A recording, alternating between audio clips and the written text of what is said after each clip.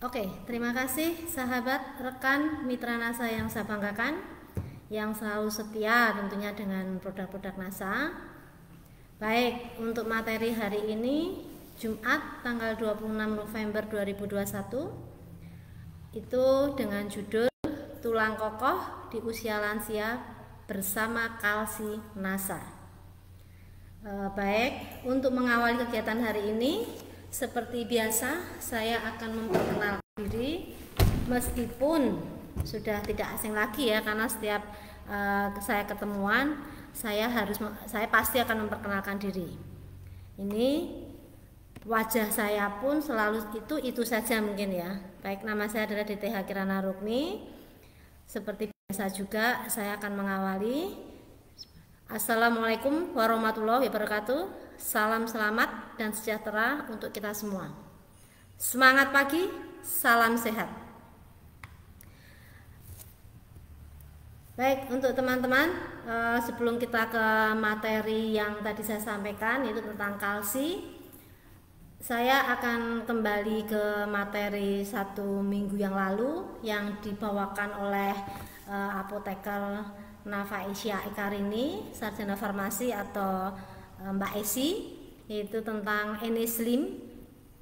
Dan tentu saja saya di sini mungkin banyak pertanyaan ya, dan pertanyaan-pertanyaan tentang Eneslim itu kemarin juga sudah banyak diuraikan oleh Mbak Esi, dan saya di sini hanya akan mengulang dan menambahi sedikit saja. Jadi nanti mudah-mudahan akan tambah nganu ya untuk teman-teman. Jadi istilahnya bahwa kemarin sudah nganu banyak, sekarang ditambahin dikit aja, jadi kan semakin tambah. Oke, pertanyaan-pertanyaan itu salah satunya adalah apa sih Eneslim itu di dalam kardus ini, kemudian apa sih khasiat dan kegunaannya. Yang jelas Eneslim ini khasiat dan kegunaannya adalah untuk membantu mengurangi lemak tubuh.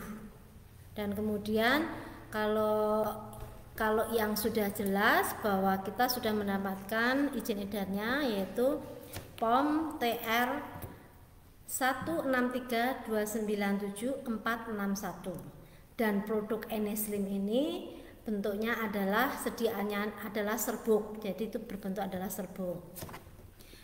Untuk Eneslim sendiri kita kemarin sudah nganu dengan Mbak Esi, nanti saya akan menambah mengingatkan lagi bahwa Eneslim itu yang jelas isinya adalah daun kemuning, kemudian ada rimpang temulawak, kemudian ada daun jati Belanda, rimpang bengle, kemudian kalau orang Jawa bilang bengle ya, tapi ada beberapa orang yang mengatakan bangle. Nah itu karena saya orang Jawa, orang Jogja, mungkin lidah saya jadinya saya terbiasa dengan menyampaikan rimpang bengle. Kemudian ada daun murbai, atau kalau orang Jawa biasanya mengatakan besaran, itu daun besaran. Tapi ada satu yang rekan-rekan NASA harus tahu, bahwa yang namanya daun murbai itu banyak sekali spesiesnya. Pada tahun 2006 saya sempat membuat itu, kenapa kok berbeda-berbeda. Akhirnya pada waktu itu saya ke kehutanan UGM. Di sana saya ketemu dengan beberapa insinyur pertanian di sana. Kemudian saya sampaikan, saya bawa bahan saya daun ini, kenapa kok setiap saya produksi kok agak berbeda. Kalau saya pakai daun yang sebelah sana itu kok sesuai dengan harapan kami, kalau pakai yang daun ini kok bisa berbeda. Saya diketawakan teman sahabat NASA, bahwa diketawakannya kenapa? Ibu tahu nggak bahwa yang namanya daun murba itu banyak sekali spesiesnya. Sampai tahun ini aja itu ada 111 spesies. Saya terkejut. Lalu yang saya pakai ini disampaikan, ini daun murba namanya Katayana, yaitu ada dia isinya ada yang terbesar kromosomnya, dia 3 kromosom. Saya baru tahu, oh ternyata tidak sembarang daun murbe yang bisa saya gunakan. Sehingga ini salah satu tugasnya dari kita memilih dan spesifikasi dari Simplicia itu adalah seperti ini. Jadi tidak sembarang daun murbei itu bisa kita gunakan. Bisa, tapi tidak sesuai yang kita harapkan. Karena daun murbei itu isinya mungkin sama isi yang ada di dalam daun, tetapi yang kita pakai mungkin tidak yang ini, yang sesuai ini. Jadi yang sekian kromosom itu tadi. Baik, ini sedikit tentang daun murbei. Kemudian untuk buah delima. Buah delima, kemudian ada rimpang temu giring. Baik, kemudian kita lanjut untuk dari manfaat-manfaat dari daun kemuning, daun jati, kemudian rimpang temulawak. Itu memang kemarin sudah diberikan juga dengan Mbak Isi. Kembali saya hanya mengulang lagi bahwa daun kemuning itu berisi kumarin, yaitu antiinflamasi, antioksidan. Kemudian dia juga ada taninnya, yaitu untuk menurunkan kadar lemak. Di daun jati Belanda itu dia juga ada taninnya, yaitu untuk menurunkan kadar lemak. Kemudian flavonoid itu untuk antioksidan. Kemudian dia juga ada damar, yaitu pengikat kolesterol. Yang ada di daun jati Belanda, saponin, itu antibakteri, antifungsi, dan dia juga bisa untuk menurunkan kolesterol. Kemudian sterol atau astringent menurunkan kolesterol juga. Kemudian asam fenolat itu juga untuk antioksidan. Kemudian daun murbei itu juga isinya adalah flavonoid untuk antioksidan, alkaloid, anti diabetes, anti mikroba, polifenol, antioksidan. Kemudian kulit buah delima ini ada tanin, ada flavonoid, dan ada ketesin. Kemudian lanjut, kemudian rimpang temulawak yaitu ada kurkumin, antiinflamasi, dia juga antioksidan. Flavonoid itu antioksidan, minyak atsiri. Kemudian dalam rimpang temu giring itu juga ada tanin, rimpang bengli juga ada taninnya. Kemudian antara rimpang temu giring dan bengli ini dia juga punya flavonoid. Kemudian ada saponin, kemudian ada sama-sama ada saponinnya, tetapi yang di rimpang bengli ada alkaloid. Maaf, ini saya di rimpang temu giring ini ada kedobel ya, tanin di nomor 1 dan ada lagi 3 yaitu tanin juga. Tapi prinsipnya saya yakin sahabat NASA, rekan NASA sudah paham hal-hal seperti itu. Kemudian dari seperti ini, seperti produk-produk yang lain, yaitu Eneslim juga kita membuatnya itu untuk saling melengkapi, saling mengisi. Maksudnya apa? Dari semua bahan-bahan itu kita itu inginnya itu tidak hanya sekedar untuk menurunkan kadar lemak aja, tetapi kita berpikir bahwa kita sebaiknya itu kita akan bisa balance itu kalau kita memperbaiki fungsi pencernaannya dulu. Jadi pada saat fungsi pencernaan baik, tentu saja baik sesuatu yang masuk dengan yang keluar itu kan akan seimbang ya. Jadi bisa dikatakan kita sehat. Jadi karena kemarin juga sudah disampaikan dengan Mbak Esi bahwa orang yang kegemukan itu bisa dikatakan obesitas. Kalau sudah dikatakan obesitas itu kan sebuah penyakit.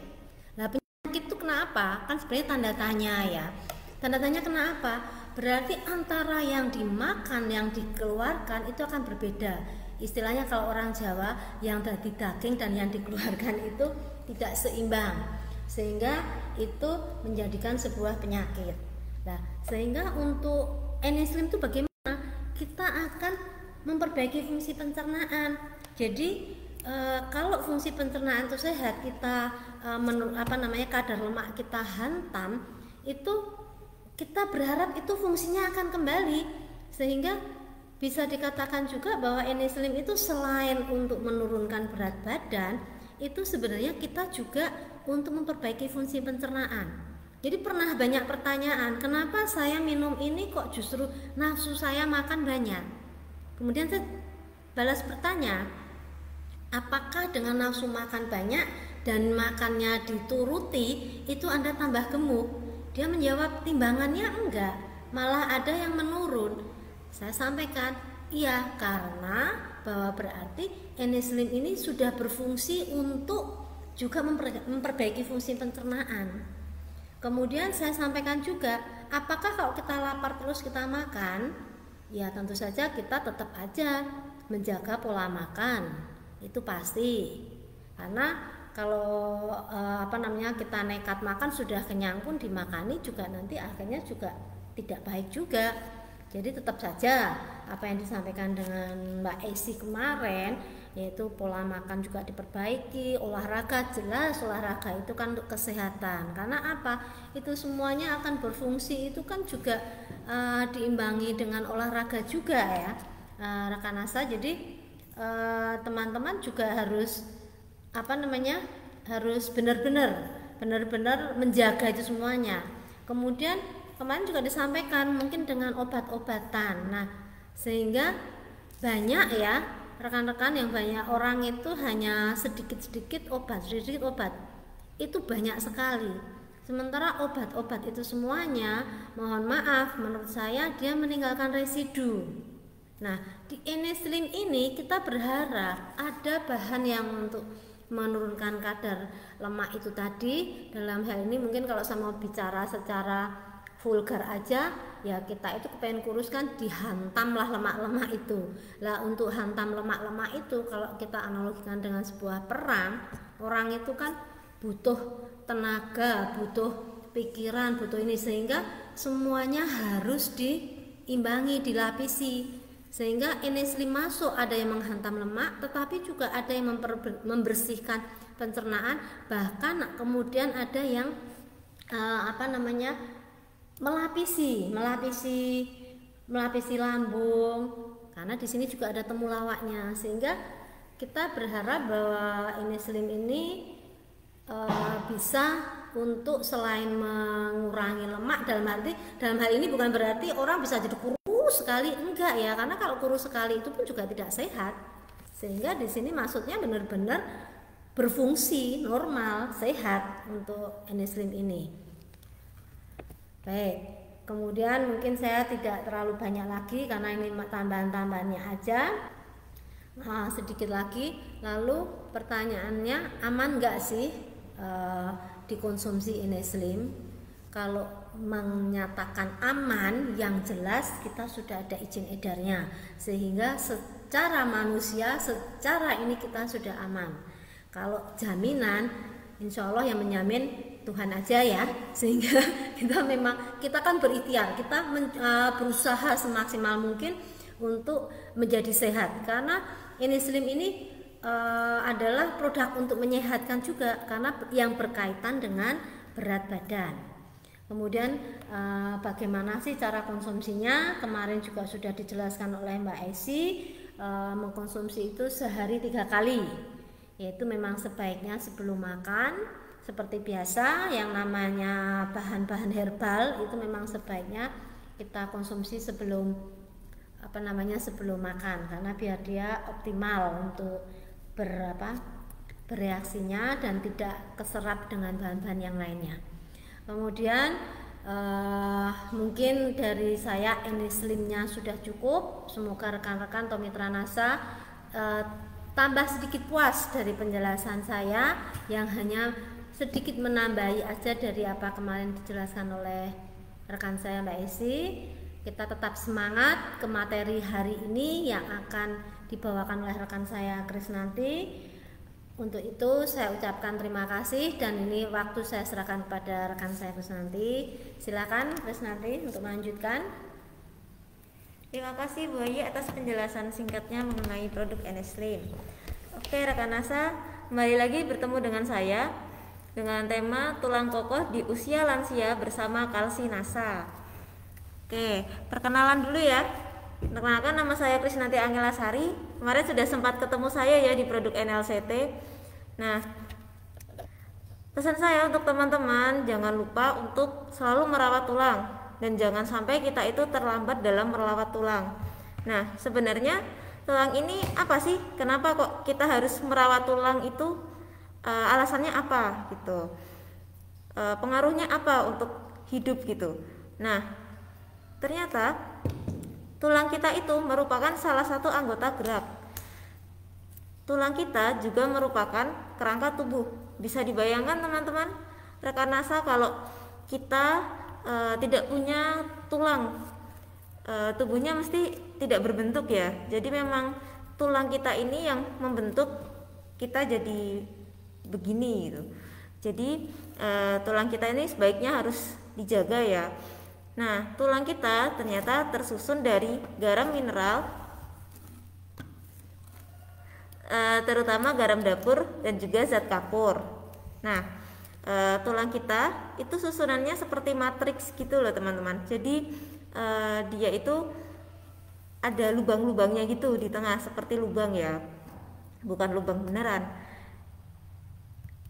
Oke, tulang kita terbagi menjadi dua, yaitu ada tulang yang rawan dan juga tulang keras. Nah, tulang rawan ini yang seperti apa, tulang keras yang seperti apa? Jadi gini, teman-teman pasti sudah familiar sekali ya dengan sekarang itu istilah baby shoot, yang bayi baru lahir sebelum 7 hari itu nanti dibentuk yang melingkar-melingkar gitu ya. Jadi memang tulang bayi waktu setelah lahir itu memang masih termasuk ke dalam tulang rawan yang dia itu bisa lentur. Jadi memang makanya ada baby shoot gitu, memang karena dia masih bisa dibentuk-bentuk gitu. Nah, jadinya kalau sekarang sudah bertambah dewasa, itu memang tulang rawan kita lama-lama berubah menjadi tulang keras. Nah, sisa tulang rawan kita itu ada di gendang telinga, ada juga di tulang hidung, itu masih tulang rawan ya. Jadi memang dia itu sebenarnya tulang, tapi kalau kita pegang dia rasanya masih lunak.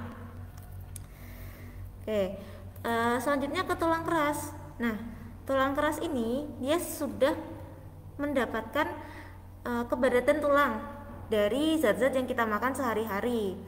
Nah, si tulang keras ini memang fungsinya untuk rangka tubuh ya. Jadi dia untuk menegakkan tubuh, untuk menopang tubuh. Jadi memang dia itu kalau dipegang memang keras. Oke teman-teman NASA, jangan lupa ya, rekan-rekan yang lain yang belum bergabung, silahkan diajak untuk bergabung supaya kita mendapatkan ilmunya itu lebih bermanfaat lagi ya, lebih tersebar gitu. Oke, fungsi tulang sendiri seperti yang sudah saya sebutkan tadi, dia itu memberikan bentuk pada tubuh. Kalau misalkan tubuh kita itu nggak ada tulangnya, pasti kan jadi kayak tubuh bayi waktu habis lahir itu ya, meliuk ke sana, meliuk ke sini, mau jalan juga susah gitu. Jadi memang tulang itu sangat bermanfaat bagi tubuh kita. Selain itu, tulang juga sebagai alat gerak pasif.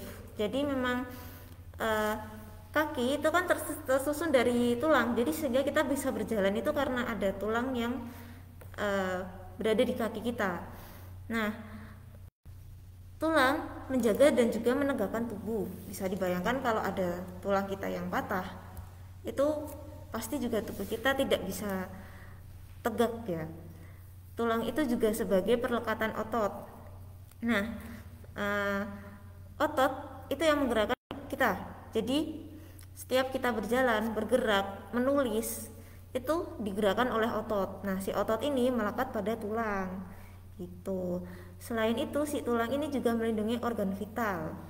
Bisa dibayangkan teman-teman kalau otak kita itu tidak dilindungi tulang tengkorak yang ada di kepala itu, gimana? Otaknya jadi kelihatan gitu ya, kena benturan dikit dia langsung rusak gitu. Jadi memang tulang ini sangat bermanfaat bagi tubuh kita, sehingga kita wajib menjaga tulang. Oke, selanjutnya untuk kerusakan tulang sendiri itu ternyata ada banyak ya. Yang pertama ada patah tulang, yang kedua ada kelainan bentuk seperti skoliosis, ada lordosis dan juga kifosis. Ada juga perapuhan tulang atau disebut juga osteoporosis. Nah, untuk kerusakan tulang sendiri itu begini gambarnya ya.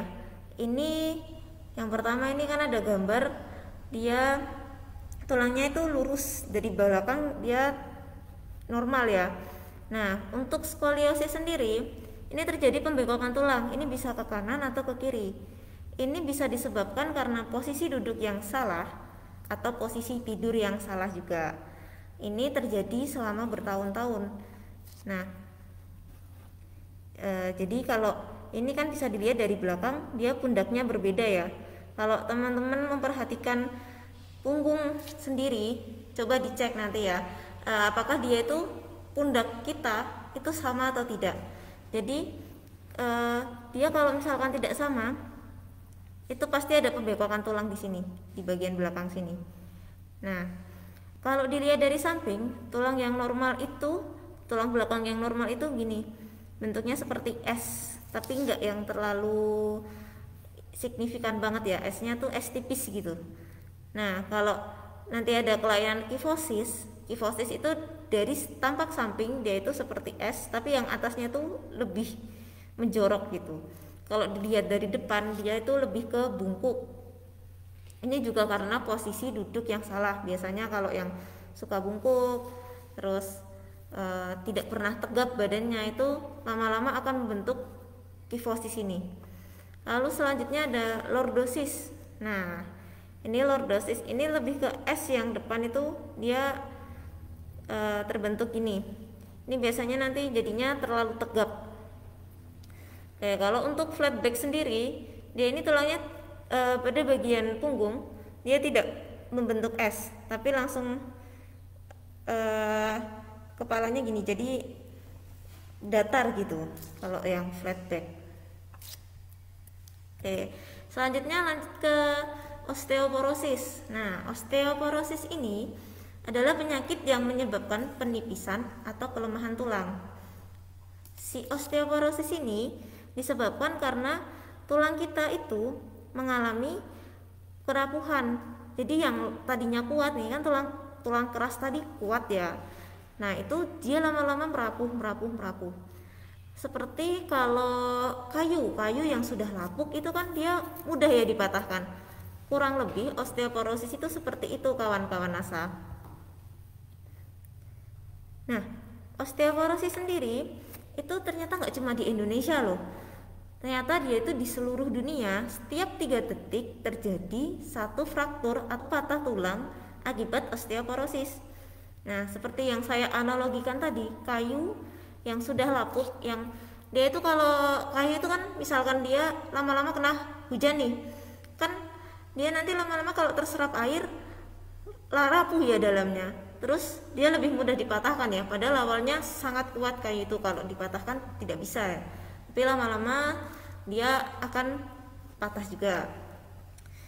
Nah, dari seluruh dunia 1 dari 3 perempuan dan 1 dari 5 laki-laki berusia lebih dari 50 tahun akan mengalami fraktur atau patah tulang karena osteoporosis. Jadi memang osteoporosis ini bukan cuma di perempuan, tapi di laki-laki pun juga ya. Dan ini juga nggak cuma di Indonesia, tapi di seluruh dunia. Jadi memang ini harus kita perhatikan ya. Ini sumbernya pun dari sumber Infodatin atau pusat informasi dan pusat data dan informasi dari Kemenkes. Nah, untuk gambaran osteoporosis sendiri seperti yang saya analogikan tadi. Nah, ini tulang normal kita itu gini. Dia padat, matriksnya itu banyak, tapi lama-lama seiring bertambahnya usia atau karena ada efek obat tertentu, tulang kita ini matriksnya jadi melebar gini. Jadi dia lebih lebar, rongganya lebar. Nah, lama-lama kalau semakin melebar itu, tulangnya akan lebih mudah patah. Terkena benturan sedikit patah, menahan sesuatu sedikit patah. Padahal memang tulang itu kan menopang tubuh kita. Jadi memang sangat berbahaya sekali apabila kita sudah mengalami perapuhan tulang. Nah, osteoporosis sendiri itu terbagi menjadi dua, yaitu ada osteoporosis primer dan juga osteoporosis sekunder. Untuk primer itu dibagi ada dua, teman-teman. Yang pertama ada tipe 1, yaitu postmenopausal. Untuk yang tipe 1 ini biasanya terjadi pada wanita yang sudah 10 atau 15 tahun menopause. Jadi kita itu ketika yang wanita menopause, dia kekurangan hormon estrogen. Nah, hormon estrogen kita itu bermanfaat untuk menguatkan tulang. Sehingga ketika produksi hormon itu berkurang atau tidak sama sekali, itu menyebabkan kita itu tulangnya menjadi lebih rapuh ya. Jadi memang ini harus hati-hati. Makanya untuk perempuan juga ketika mens atau sebelum menopause itu konsumsi banyak-banyak makanan yang mengandung kalsium. Nah, selanjutnya ada tipe 2 itu senile. Untuk tipe senile ini terjadi pada usia biasanya 70 tahun. Ini karena kepadatan tulang kita itu berkurang secara signifikan, sehingga memang kita itu harus menjaga tulang sejak dini. Untuk yang usia lebih lanjut biasanya juga harus sangat diperhatikan di kepadatan tulang ini. Oke, selanjutnya ada osteoporosis sekunder ya. Osteoporosis sekunder ini terjadi akibat konsumsi obat-obatan tertentu seperti kortikosteroid. Kortikosteroid ini contohnya seperti dexamethasone. Nah, ini hati-hati ya yang sering makan dexamethasone ini, ternyata dia berefek pada tulangnya. Jadi dia itu nanti bisa menyebabkan tulangnya itu merapuh. Selanjutnya ada obat-obat sitostatik atau obat kanker, ada obat methotrexate dan obat-obat lainnya lagi. Faktor resiko osteoporosis. Osteoporosis ini terjadi kenapa sih? Gitu. Apa sih yang menyebabkan si osteoporosis ini? Yang pertama, kurang aktivitas fisik. Jadi ternyata kita itu berjalan bisa lebih menguatkan tulang loh kawan-kawan. Nah, ini pada rajin jalan-jalan tidak sekarang. Jangan sampai kita menyesal di kemudian hari ya. Jadi sejak dini itu kita harus selalu rutin untuk menjaga kesehatan kita sendiri. Karena tubuh kita itu tanggung jawab kita ya. Jadi kita harus rajin untuk melakukan aktivitas fisik. Yang selanjutnya ada asupan kalsium rendah. Ternyata asupan kalsium rendah ini sangat berpengaruh bagi tulang.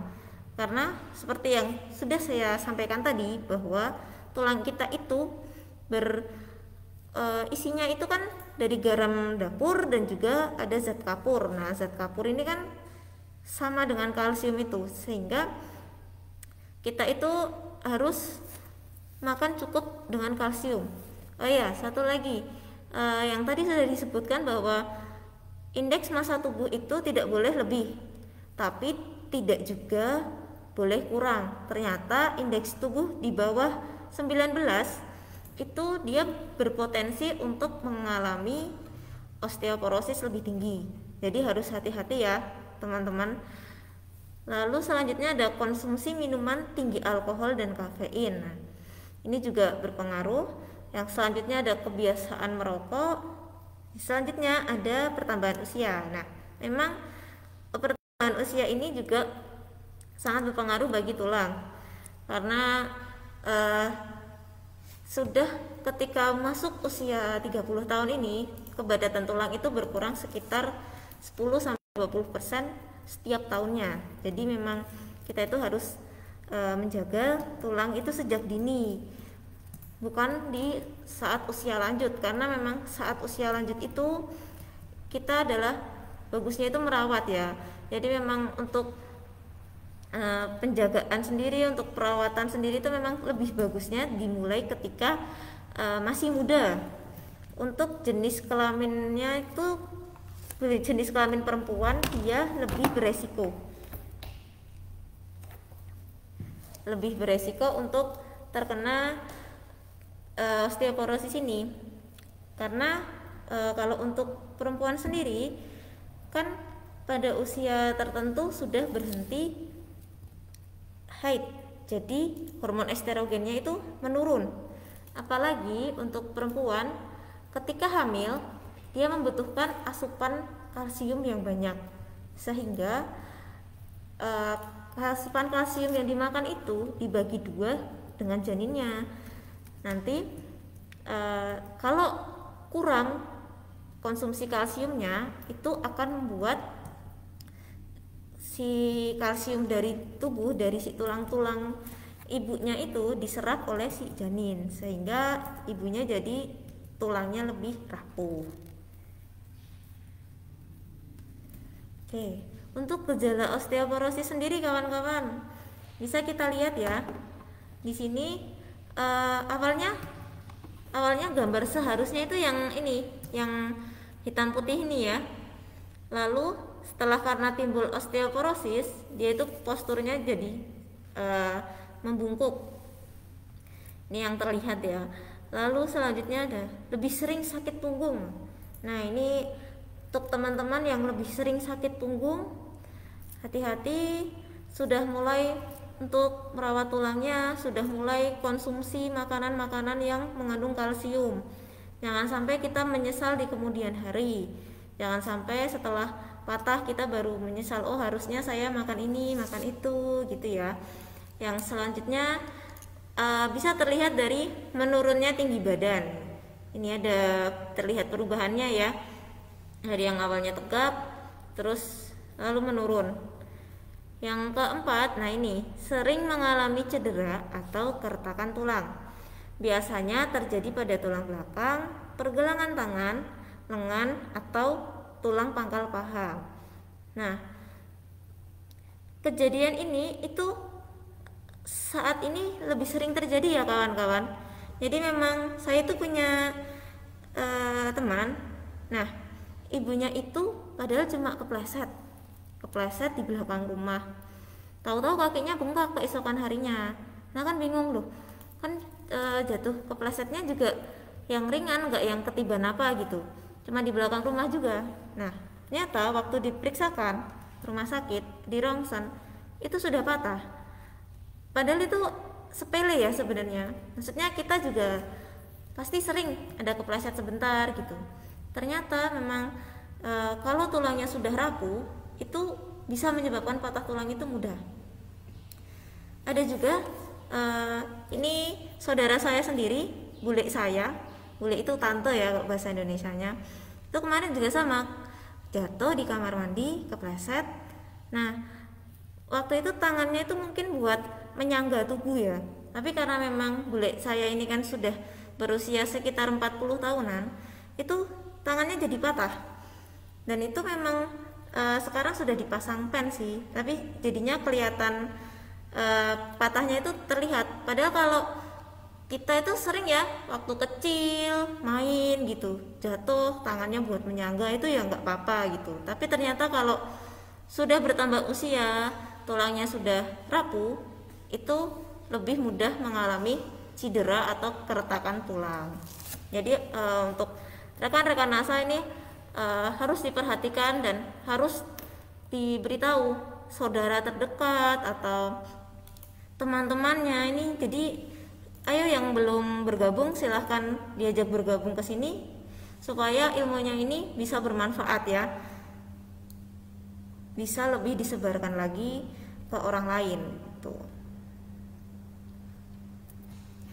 Selanjutnya, nah ini kesehatan tulang itu diawali pada tahap awal kehidupan, yaitu pada tahap janin. Ini sudah kita harus menjaga kesehatan tulang.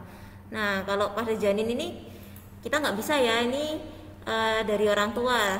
Jadi memang pada waktu hamil itu seharusnya memang konsumsi kalsium dipenuhi, karena ternyata si bayi ini sangat membutuhkan kalsium yang banyak. Coba kalau janin itu kan awalnya belum punya tulang ya. Kalau tidak salah, janin itu baru pembentukan tulang sekitar pada masuk trimester kedua itu baru mulai ada pembentukan tulang. Trimester 2 atau 3 itu baru pembentukan tulang. Jadi memang asupan kalsium itu harus diperbanyak, sehingga memang bayi sendiri nanti giginya bagus, tulangnya bagus gitu, biar tidak mudah kropos juga. Nah, ini gigi yang mudah kropos itu ternyata karena keasupan kalsium yang kurang. Misalkan makan coklat dikit kok tahu-tahu udah giginya pada kropos, hitam-hitam gitu, itu karena kurang kalsium juga ternyata. Jadi memang kalsium ini sangat bermanfaat ya bagi tulang dan gigi. Nah, selanjutnya pada masa kanak-kanak dan masa remaja itu masa kritis pertumbuhan dan kepadatan tulang mencapai kepadatan tulang. Nah, ini terjadi sampai puncaknya itu pada usia 30 tahun. Hanya tadi saya bilang kan setelah itu mulai terjadi kepadatannya itu berkurang. Nah, pada waktu remaja dan kanak-kanak ini terjadilah masa pubertas. Jadi memang lalu pertumbuhan kita itu meningkat pesat. Untuk yang perempuan biasanya diawali setelah menstruasi itu pertumbuhannya pesat sekali ya. Lalu untuk yang laki-laki biasanya itu juga dia pertumbuhan pesatnya lebih pesat juga. Dia langsung tingginya tuh cepat gitu kalau yang laki-laki biasanya. Nah, ini tuh berlangsung sampai dia usianya 30 tahun. Jadi yang sekarang 20 tahun, ini kok saya masih segini badannya gitu ya, yang tetap berusaha karena memang dia berhentinya itu sekitar 30 tahun, tapi memang 20 tahun itu melambat prosesnya gitu. Oh iya, untuk kalsium sendiri itu juga ternyata bermanfaat bagi syaraf ya.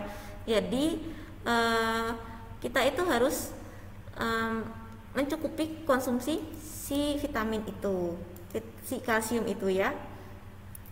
Oke, untuk memelihara kesehatan tulang sendiri, yang pertama kita bisa makan banyak sayur. Jadi mau tidak mau kita harus makan banyak sayur, karena di sayur itu manfaatnya banyak sekali, mau dari vitamin, dari mineral. Dia itu mengandung semua bahan yang kita perlukan.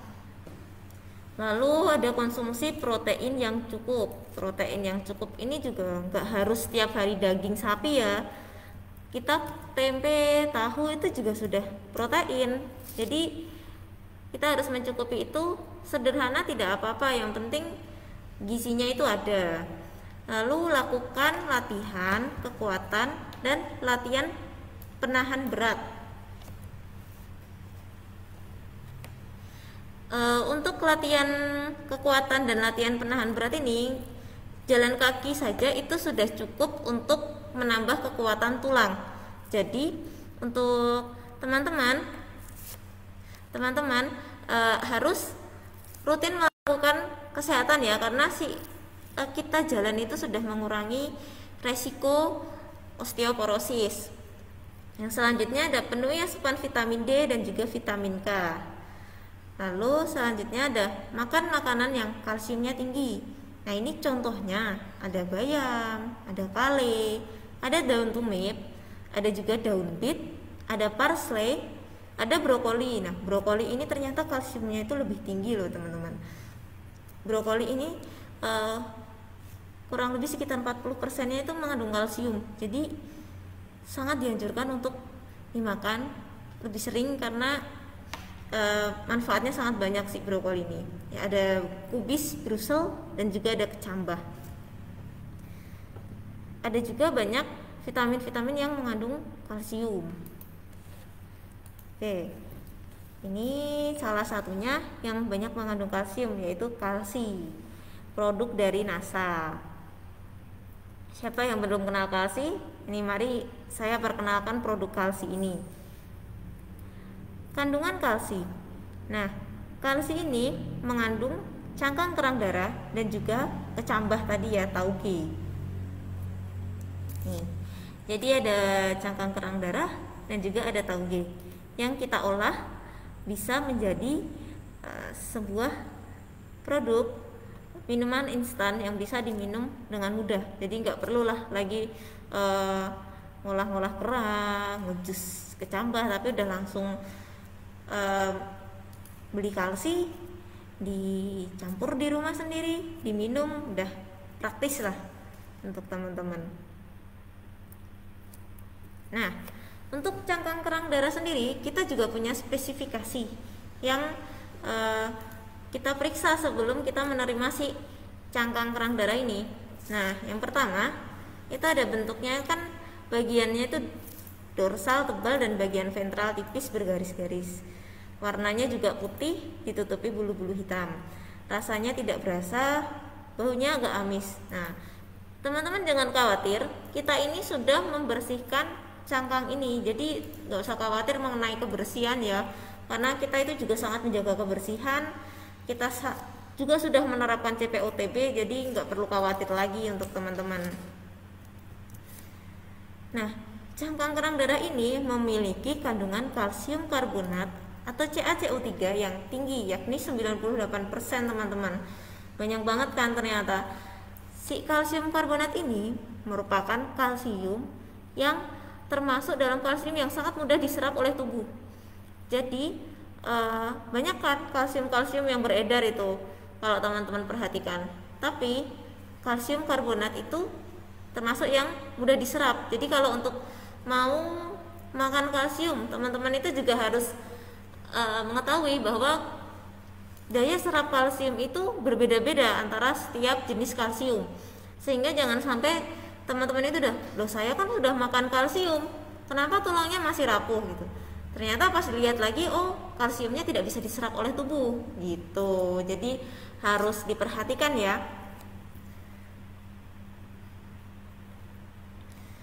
Untuk fungsi kalsium karbonat sendiri itu berfungsi untuk memelihara kesehatan gigi dan tulang. Nah, tubuh tetap sehat, tulang menjadi kuat dan gigi terbebas dari penyakit. Nah, siapa di sini yang pernah sakit gigi? Sakit ya kalau sakit gigi ya. Katanya ada lagu itu kalau sakit gigi itu lebih sakit daripada sakit hati. Ya benar, itu karena kalau orang sakit gigi itu kalau bahasa Jawanya pasti dipaido ya tuh. Jadi memang alah nggak sakit kok gitu-gituin loh. Ya padahal itu kalau sakit gigi memang sangat-sangat sakit ya. Jadi baiknya sebelum kita sakit gigi, sebelum kita diejekin, diledekin, kita bagusnya menjaga kesehatan gigi itu supaya gigi tidak sakit, tidak berlubang, tidak kropos. Kan daripada kita pas tua nanti harus pasang gigi palsu kan, lebih baik kita menjaga gigi kita itu sekarang biar nggak pasang-pasang gigi palsu gitu, biar kita tuh bebas makan apa aja, makan makanan yang keras itu bisa. Jadi kita harus memperbanyak konsumsi kalsium, lebih memperhatikan lagi kesehatan gigi dan tulang kita dengan banyak konsumsi makanan-makanan yang berkalsium, contohnya kalsi. Kalau tulang kita sehat, kira-kira teman-teman itu lebih mudah untuk beraktivitas atau enggak sih kalau tulangnya sehat? Pasti lebih mudah ya. Jadi kita mau jalan-jalan kemana, mau wisata, mau traveling itu kan mesti butuh tulang yang kuat, kaki yang kuat, dan punggung yang enggak sakit pastinya. Coba kalau kita itu jalan baru naik gunung Merapi gitu, tahu-tahu punggungnya sakit gitu kan nggak enak ya, pasti juga aduh udah capek gitu terus nggak jadi gitu kan, sayang ya. Jadi untuk lebih menikmati hidup, untuk lebih menikmati keadaan sekitar, kita itu butuh tulang yang sehat. Jadi mau diajak kemana-mana itu oke gitu. Nah selanjutnya, komposisi selanjutnya itu ada tauge ya. Tauge ini berbentuk guling memanjang, warnanya putih kekuningan, rasanya gurih, baunya tidak berbau, dan biasanya kalau tidak berbau atau kadang baunya itu bau seger, khasnya sayur gitu loh. Nah, siapa yang belum pernah makan tauge? Ada nggak ini yang alergi tauge atau nggak bisa makan tauge gitu? Tenang, kita ada solusinya, yaitu kalsi ini ya. Jadi di kalsi ini juga sudah tidak terasa lagi taugenya, cuma memang ini kandungan taugenya sudah ada kan di produknya, jadi sama saja seperti kita makan tauge. Nah di tauge ini itu banyak sekali kandungannya yang bermanfaat bagi tubuh kita. Nah, ini ada protein 4% untuk pertumbuhan dan pemeliharaan jaringan. Ada karbohidrat 2% sebagai sumber energi bagi tubuh kita. Ada juga dia kandungan vitamin A-nya loh untuk menjaga kesehatan mata. Ada vitamin C 13% untuk daya tahan tubuh. Sangat bermanfaat banget ya ini. Sudah memelihara jaringan, ada sumber energinya, untuk mata juga bagus, masih ada daya tahan tubuhnya juga. Selain itu dia ada juga kandungan kalsiumnya untuk menjaga kesehatan tulang dan gigi. Ini sangat penting juga ya diperhatikan. Bagi yang tidak doyan kecambah, tauge ini sudah ada di kalsi, jadi teman-teman bisa lebih mudah untuk mengkonsumsinya ya.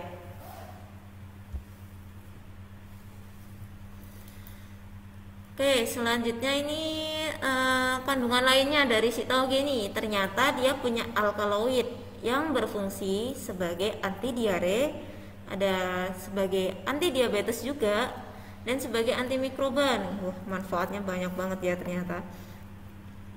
Ada juga sebagai ada flavonoid sebagai antioksidan. Nah, kok dari kemarin banyak sekali sih antioksidan. Sebenarnya antioksidan itu apa gitu? Jadi kita ini hidup sekarang pada saat lebih banyak polusi. Nah, polusi ini menyebabkan radikal bebas ya, salah satu radikal bebas. Nah, makanya sekarang ini lebih banyak yang penyakit kanker itu lebih meningkat karena ternyata radikal bebas yang berada di sekitar kita itu lebih banyak daripada zaman dulu gitu. Jadi si antioksidan ini berfungsi untuk menangkal radikal bebas. Jadi memang antioksidan ini berfungsinya memang banyak sekali. Kalau teman-teman lihat memang nanti untuk obat-obat yang mengandung untuk bahan-bahan yang bisa menurunkan tekanan darah itu pasti ada antioksidannya juga. Untuk menyembuhkan luka itu ada antioksidannya juga. Nanti untuk banyak berbagai macam penyakit itu biasanya banyak yang ada antioksidannya, karena antioksidan ini fungsinya untuk menangkal radikal bebas. Sesuatu yang tidak sesuai sama tubuh dia itu lawan gitu. Jadi memang hampir di semua tanaman itu ada antioksidannya gitu teman-teman. Yang terakhir ada fitosterol, ini berfungsi untuk menurunkan kolesterol. Nah, ini di kedelai kemarin juga ada ya fitosterol kalau yang masih ingat. Jadi ini fungsinya untuk menurunkan kolesterol juga. Si kacang bah ini ternyata fungsinya sangat banyak. Nah, untuk proses produksi kita sendiri ini hampir sama seperti yang kemarin, yaitu ada pra pengolahan, ada pengolahan, dan pasca pengolahan. Di setiap proses kita itu pasti kita itu menerapkan sistem untuk menjaga kualitas produk kita. Jadi teman-teman ini nggak perlu khawatir lagi, ataupun kalau teman-teman menemukan silahkan menghubungi kami, silahkan komplain ke kami supaya kami memperbaiki apa yang kurang gitu. Nah, contohnya ini ada penerimaan bahan. Tadi kan ada tuh spesifikasi bahan-bahannya. Jadi kita cocokkan dulu untuk pemeriksaan cangkangnya, kita pastikan si cangkang ini tuh dia bersih atau enggak sih sebenarnya. Dia udah bagus belum sih, bener-bener cangkang kerang darah bukan gitu. Lalu taugenya kita juga cek apakah dia itu ada yang busuk atau enggak, karena kita juga pakainya kan bahan segar ya, jadi biar lebih bagus gitu produknya.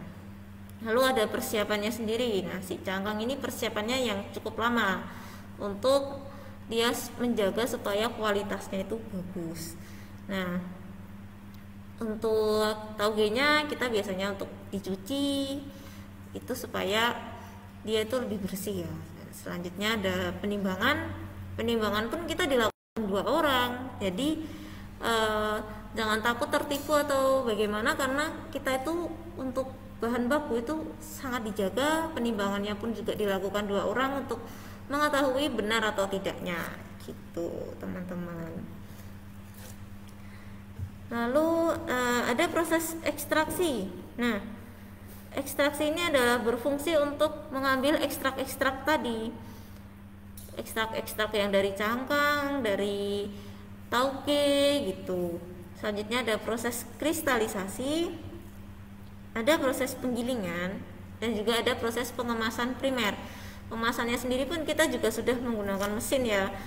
Jadi teman-teman nggak perlu khawatir lagi, nggak perlu takut untuk konsumsi kalsi, karena kita sangat menjaga ini bahan-bahan kita ya, produksi kita.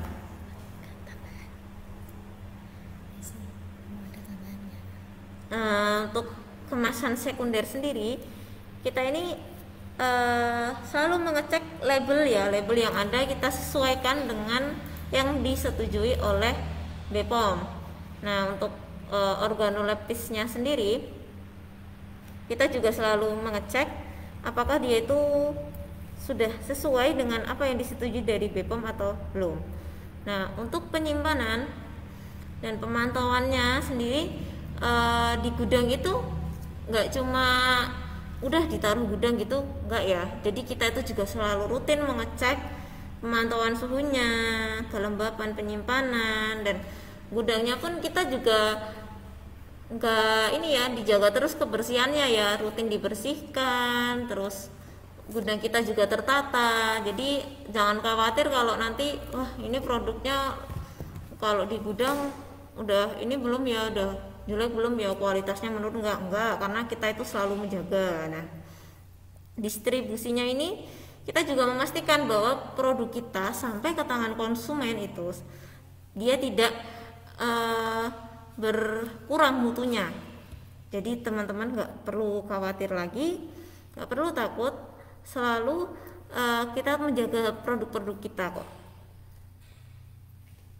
Nah, untuk kalsi sendiri itu sudah teregistrasi dengan nomor POM TR 17 32 05 181. Khasiatnya sendiri memang untuk membantu memelihara kesehatan tulang. Ternyata teman-teman, kalau teman-teman sudah pernah konsumsi kalsi, bisa menuliskan testimoninya di kolom komentar ya. Jadi supaya kita bisa sharing testimoni dari teman-teman, dari rekan-rekan NASA yang sudah mengkonsumsi kalsi ini. Saya juga mau sharing beberapa testimoni dari teman-teman yang sudah menggunakan kalsi. Jadi memang dulu ada yang kecelakaan. Salah satu saudara dari karyawan kami itu ada yang kecelakaan, jatuh. Nah, sudah lama mengkonsumsi obat, sudah lama pengobatan, tapi masih terasa nyeri. Kira-kira kalau nyeri itu kenapa? Ternyata memang dia itu karena tulangnya tadi kan patah ya. Walaupun sudah minum obat anti nyeri tapi masih tetap nyeri. Ternyata ketika diminumin kalsi ini, dia berkurang nyerinya dan sudah bisa melakukan aktivitas lagi. Padahal yang sebelumnya itu susah melakukan aktivitas. Jadi memang si kalsi ini itu sangat bermanfaat untuk kita, sehingga kalau yang mau menjaga kesehatan tulang itu bisa banget untuk mengkonsumsi kalsi ini. Atau yang habis kecelakaan, habis operasi, itu kalsi ini bisa untuk membantu pemulihan kesehatan tulang kita.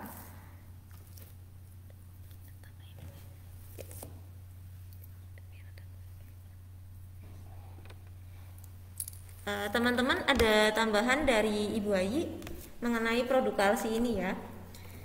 Oke, selamat siang. Saya hanya ingin menambahi aja apa yang sudah disampaikan oleh rekan Krisnanti. Tadi dia menyampaikan bahwa testimoni dari salah satu rekannya yang ada, keluarga rekannya yang ada di Perkasa Mataram. Mungkin saya hanya ingin menambahi aja, juga mungkin sama apa yang sudah kita lakukan ya.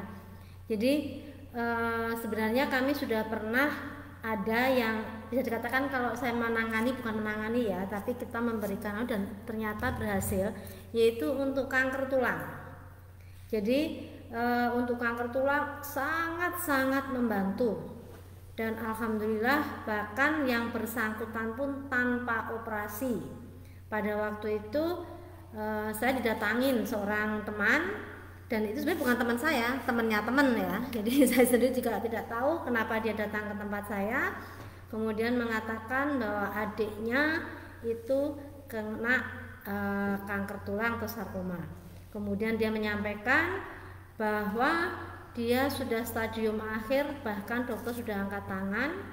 Dia menyampaikan bahwa akan dia bawa ke rumahnya. Jadi tadinya dia bekerja di Jakarta. Kemudian akhirnya dia dibawa ke Tegal. Saya sampaikan aja tempatnya. Dibawa ke Tegal, kemudian kakaknya berkomunikasi dengan saya.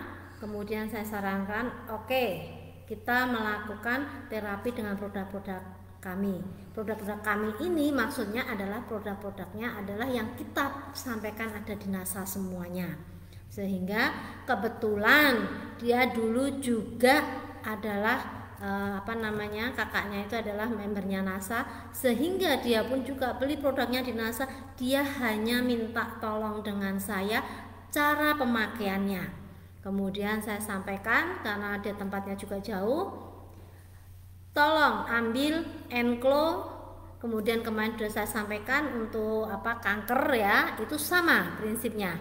Itu adalah dengan daun jeruk, kemudian juga dengan lesit, kemudian asam amino, dan dengan kalsi tidak boleh ketinggalan. Dan itu dilakukan sesuai dengan petunjuk saya. Tadinya saya juga sudah kaget rekan, karena apa? Pada saat seperti itu berat badannya dalam waktu 1 hari bisa turun 7 kilo sampai 9 kilo.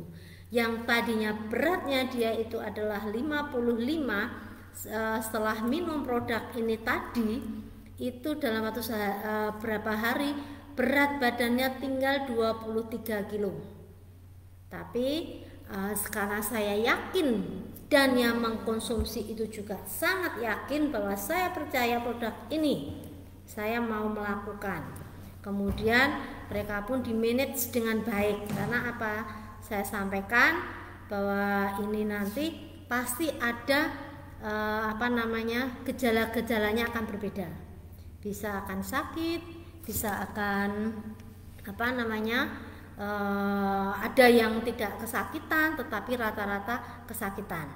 Sehingga itu di-manage dengan baik oleh keluarganya, agar keluarganya yang memberikan juga tidak ketakutan, karena melihat orang kesakitan itu kan pasti nggak tega ya, akhirnya berhenti ya. Itu dilakukan oleh keluarga ini. Kemudian setelah 1 bulan dia minum, saya bertanya kondisinya bagaimana, sudah banyak perbaikan baiknya. Kemudian setelah 1 bulan berikutnya tidak memberi kabar sama sekali. Kemudian kebetulan saya kontak langsung, bagaimana? Kakaknya ketawa, Mbak, ini anak sudah berani jalan sendiri ke Jakarta. Saya bertanya, maksudnya? Lah ya, kemarin itu akhirnya baru cerita, ini anak usianya baru 25 tahun, tetapi pada saat kena sampai stadium akhir itu usianya seperti anak usia 70 tahun. Kurus, kering, kemudian sampai tidak bisa jalan. Sehingga saya juga kaget, loh, kok bisa sampai seperti itu, saya bilang gitu. Terus akhirnya rekan NASA, mohon maaf, saya minta waktunya sekitar 1 menit untuk mendengarkan lagu Indonesia Raya. Mohon maaf itu, saya masih mengikuti lagu Indonesia Raya. Mari kita mempersiapkan diri untuk mendengarkan lagu Indonesia Raya 1 stanza. Dimohon untuk mengambil sikap sempurna.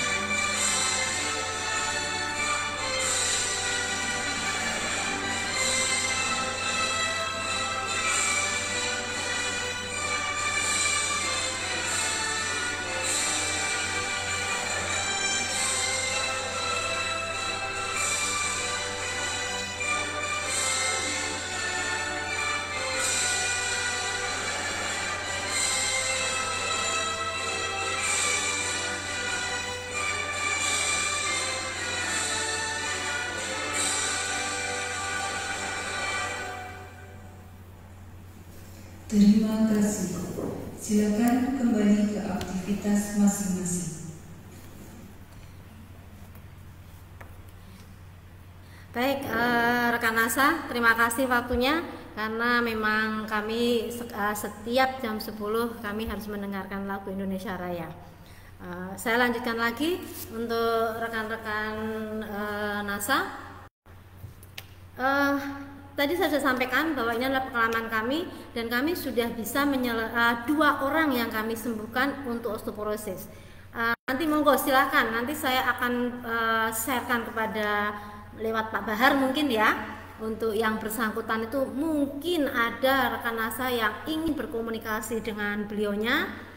Beliaunya sudah pernah saya tanya belum lama ini, kalau suatu ketika ada yang kepengen ngobrol apa diizinkan, dia mengatakan siap.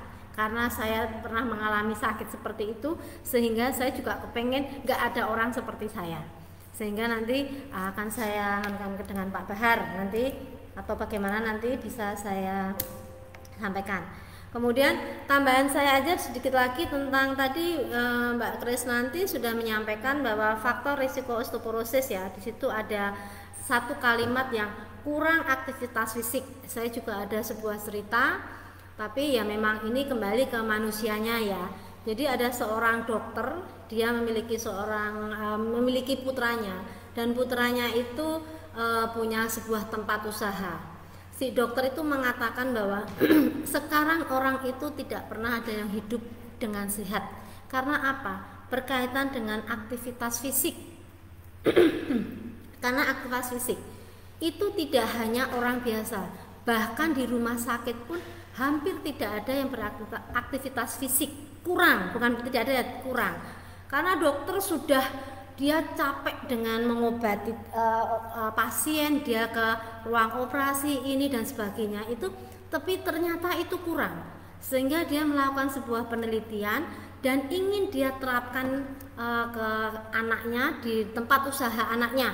Kemudian juga dia ada keinginan untuk membuat sebuah rumah sakit, tetapi dia harus melakukan ini, yaitu dengan apa? Dia punya lahan, kebetulan ini anaknya, lahan anaknya untuk tempat bekerja itu hanya sekitar 1000 meter. Nah, kalau karyawan datang udah masuk kerja, duduk, udah beraktivitasnya hanya di ruangan, di ini dan sebagainya, sehingga sampai rumah pun dia aktivitasnya adalah aktivitas rumah.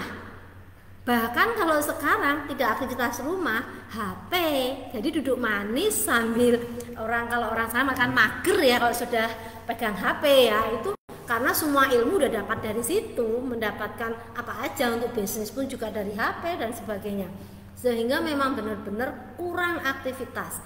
Sehingga seorang dokter ini ingin dan disampaikan pada manajemen, dipanggil semuanya, bagaimana kalau kita bikin tempat parkir itu agar jalannya minimal 500 meter untuk karyawannya.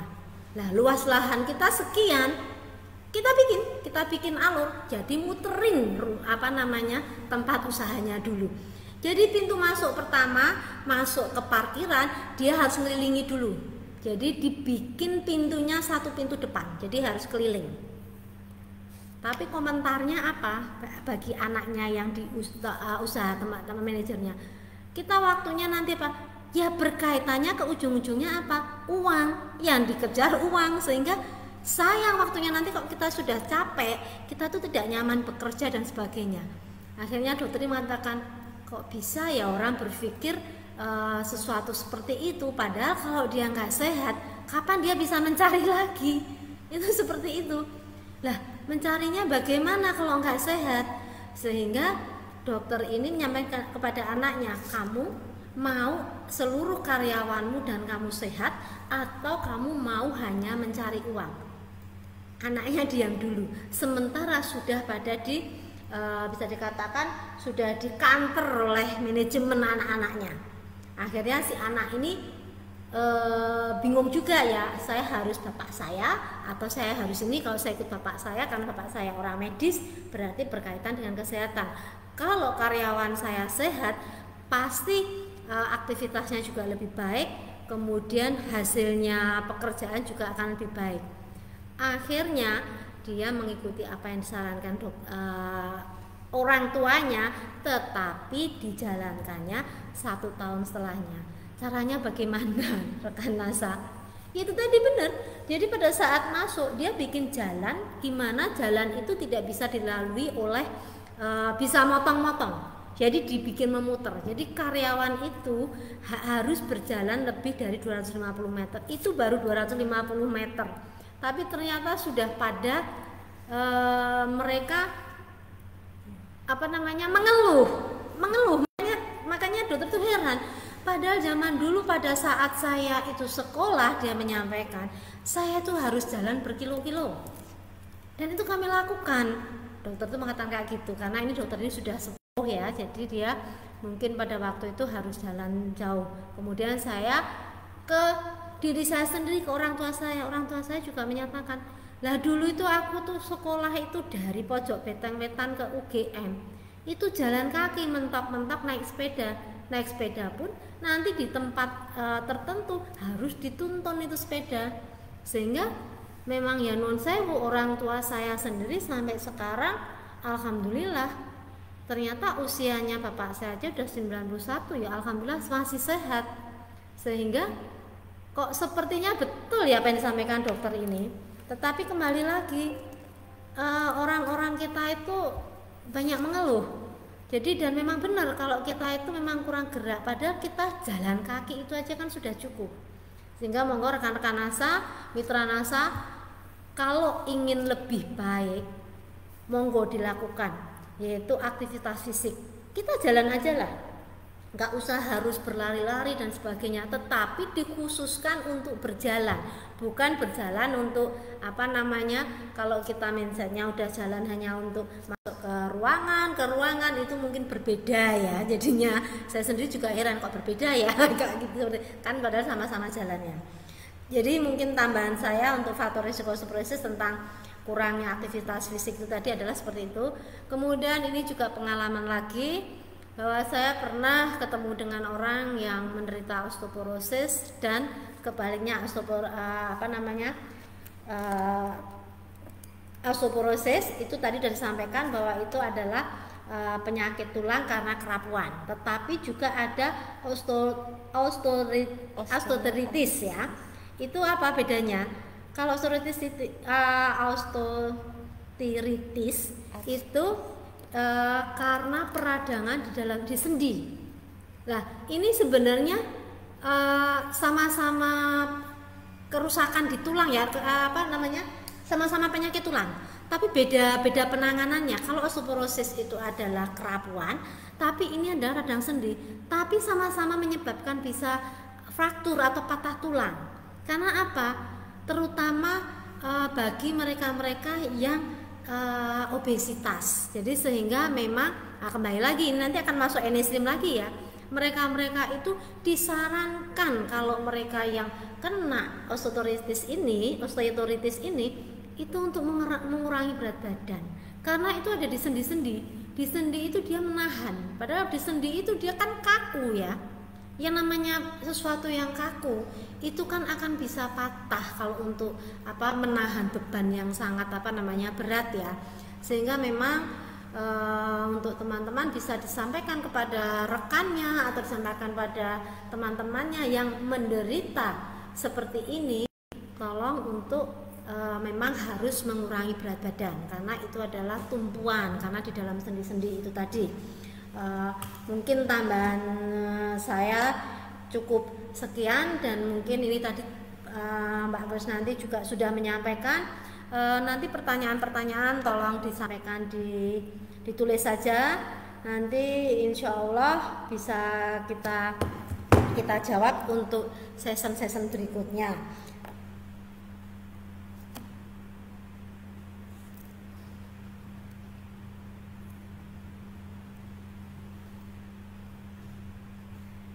Oke, untuk sementara tambahan saya cukup, waktunya saya kembalikan kepada Mbak Krisnanti. Silakan Mbak Krisnanti.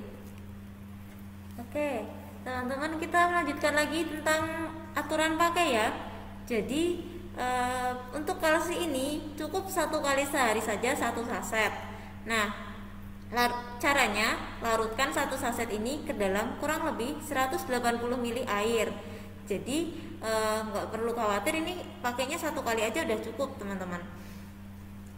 Dan lebih baik kalau untuk kalsium itu diminumnya pas malam hari. Jangan lupa sambil minum air putih yang banyak. Tuh. Cukup sekian pemaparan materi dari kami. Apabila teman-teman ada yang ingin bertanya, silahkan sampaikan pada kolom komentar ya.